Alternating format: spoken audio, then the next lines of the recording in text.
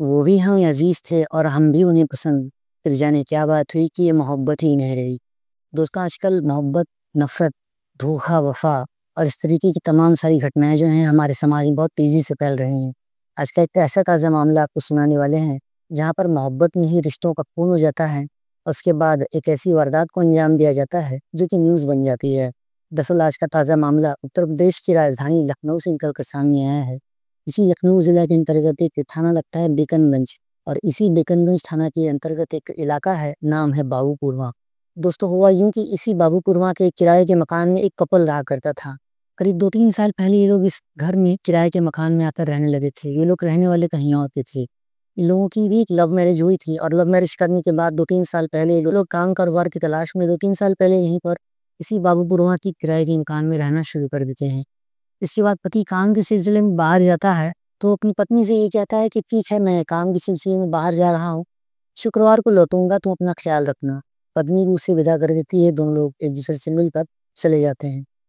इधर जब पति शुक्रवार की बजाय पहले ही घर पर लौट आता है तो बिना बताए लौट आता है। उसे तो इस बात की कोई जानकारी ही नहीं थी कि उसकी पीठ के पीछे उसके घर में क्या चल रहा है। दरअसल जब वो शुक्रवार को अपने घर पर बिना बताए लौटता है, घर पर दिखता है, तो उसे उसके घर पर उसकी पत्नी उसी के किराए के मकान में एक दूसरे युवक के साथ आपत्तिजनक स्थिति में मिलती है। तो दोस्तों, जब ये युवक अपनी पत्नी को किसी दूसरे मर्द के साथ गैर बाहों में आपत्तिजनक स्थिति में देखता है तो बहुत परस पड़ता है। लड़ाई झगड़े का सिलसिला शुरू हो जाता है, मारपीट का दौर शुरू हो जाता है। दोनों तरफ से आपस में गुत्था गुत्थी और जूता चप्पल चलना शुरू हो जाते हैं।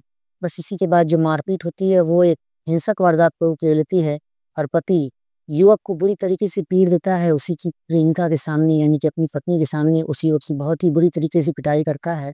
और पिटाई करते करते उसने गुस्से में आकर या फिर जोश में आकर उस युवक का प्राइवेट पार्ट ही अपने दांतों से काट कर जख्मी कर दिया, और दांतों से काट कर बहुत ही बुरी तरीके से लहूलुहान कर दिया, जिसे बयां भी नहीं किया जा सकता है। जब उस प्रेमी की हालत खराब होने लगती है, उस युवक की प्राइवेट पार्ट पर इस पति ने अपने दांतों से बहुत जोर से काट लिया, उसके प्राइवेट पार्ट को लहूलुहान कर दिया। तो कहता भागता हुआ तत्काल थाने पर भागता है।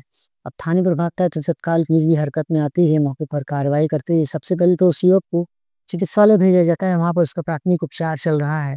फिलहाल जो युवक है वो खतरे के बाहर बताया जा रहा है। उसके प्राइवेट पार्ट का इलाज चल रहा है। और अब इधर जो कि युवक था, जो के साथ मारपीट जैसी घटना हुई थी, उसके प्राइवेट पार्ट पर काट दिया गया। एक दूसरे व्यक्ति ने काट दिया जो कि उसकी प्रेमिका का पति था। तो दोनों तरफ से, दोनों ही पक्षों से कोई भी कार्रवाई, कोई भी तहरीर वगैरह जो है वो पुलिस में नहीं दी गई। इसलिए पुलिस भी इस मामले में कुछ कहने से बच रही है। और पुलिस भी यही कह रही है कि अब तक हमें पर कोई जानकारी नहीं मिल सकी है और अब तक हमारे पास कोई भी इस तरीके की कोई सूचना नहीं है, कोई एफआईआर दर्ज नहीं कराई गई है, इसलिए हम कोई कार्रवाई नहीं कर सकते हैं। दोस्तों, इस तरीके का एक पूरा मामला जो है इसी शुक्रवार को लखनऊ से निकल कर सामने आया है। बेकनगंज की थाना अंतर्गत बागपुरवा का ये इलाका इस समय बहुत सुर्खियों में है, जहाँ पर एक पति ने अपनी ही प्रेमी का प्राइवेट पार्ट काट कर दांतों से जख्मी कर दिया और उसे बुरी तरीके से पीट कर घायल कर दिया। तो दोस्तों, इस तरीके की घटना के संबंध में आपका क्या कहना है? कमेंट करके अपनी राय और अपने विचार आप हमें ज़रूर बताएं। चलते चलते आपको एक और घटना बता दें कि अभी हाल ही में एक यूनिवर्सिटी में एक बॉयफ्रेंड है, वो अपनी प्रेमिका को एक सूटकेस में भर कर लेकर आ रहा होता है। और जब वो उसे लेकर के आ रहा होता है अपनी यूनिवर्सिटी के, अपनी कॉलेज कैंपस से अपनी हॉस्टल में ला रहा होता है, तो होता यह है कि वहाँ पर अचानक से उस ब्रीफकेस में, उस सूटकेस में बहुत ज़ोर से हरकत होती है। उसकी सूटकेस जो होती है वो किसी भारी चीज़ से टकरा जाती है। बस इस कारण अंदर बैठी हुई जो गर्लफ्रेंड होती है बहुत ज़ोर से चीख पड़ती है। जैसे ही वो गर्लफ्रेंड चीखती है, तत्काल आसपास जो बैठे हुए बॉडीगार्ड्स थी, जो सुरक्षाकर्मी थे, वो भाग कर आते हैं और आकर उस छात्र से ये कहने लगते हैं कि अपने इस ब्रीफकेस को, अपने सूटकेस को खोल कर दिखाओ कि आखिर तुमने इसमें रखा क्या है, क्या है।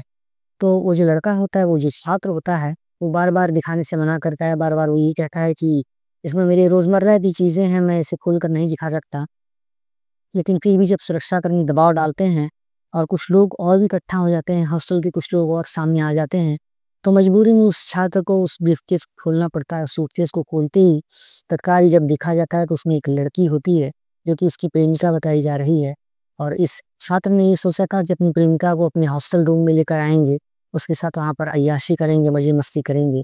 और क्या कहें, उस प्रेमिका को, जो कि अपने प्रेमी से मिलने के लिए इस हद तक गिर पड़ी कि वो एक बड़े से ब्रीफकेस में, एक बड़े से सूटकेस में पैक होने के लिए तैयार हो गई। और इस तरीके से घटनाक्रम जो था वो तत्काल हरियाणा के सोनीपत से निकलकर सामने आया। एक यूनिवर्सिटी प्रशासन का मामला होने के कारण अब फिलहाल इस मामले में कोई भी कुछ कहने से बच रहा है और अब यूनिवर्सिटी प्रशासन इस मामले को आगे कार्रवाई करने के लिए प्रतिबद्ध है। देखते हैं आगे क्या कार्रवाई होती है।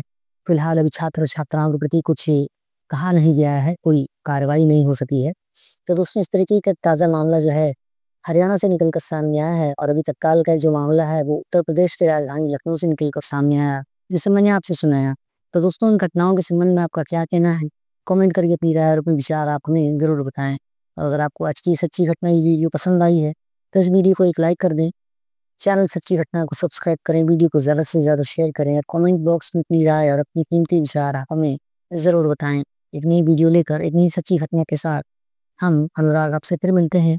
तब तक के लिए आप सभी अपना अपना ख्याल रखें, अपने आसपास के माहौल पर नज़र बनाए रखें। मुझे यानी अनुराग को इजाज़त दीजिए। अपना ख्याल रखिए। Take care.